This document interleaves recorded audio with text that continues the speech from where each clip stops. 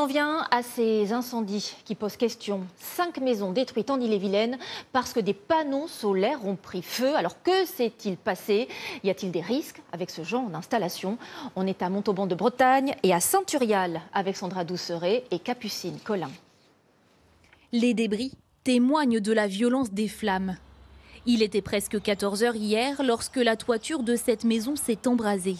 Au même moment, une autre habitation, située à 25 km de là, à Saint-Turial, prend également feu. Plus rien. 40 ans quoi. Je te fais le petit doigt, mais plus. Au lendemain de l'incendie, Rémi et Martine n'en reviennent toujours pas. J'ai vu de la fumée sortir du haut du toit quand je suis allée chercher mon courrier.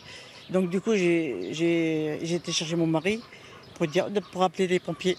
2 incendies, au même moment, assez proches, avec un point commun, la présence de panneaux solaires photovoltaïques sur la toiture. Il y a eu le feu dans les panneaux. Et puis ça s'est embrasé. Et voilà, et les pompiers sont arrivés. Des pompiers qui font face à une difficulté supplémentaire dans ce type d'intervention. Il faut sécuriser en priorité le panneau solaire qui, de son côté, continue de produire de l'énergie. Les isoler quand tout brûle est complexe. D'après cet installateur, 3 éléments principaux peuvent causer ce type d'incendie. Un défaut de fabrication, un manque d'entretien ou une mauvaise installation. Dans la majeure partie des cas, c'est effectivement un défaut de l'installation.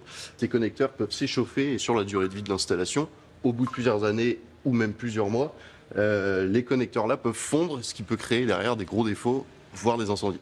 Reste à attendre les conclusions de l'enquête afin de déterminer si les panneaux solaires sont responsables de ces 2 incendies. À Saint-Turial, Martine et Rémi attendent le passage de l'expert dans les prochains jours.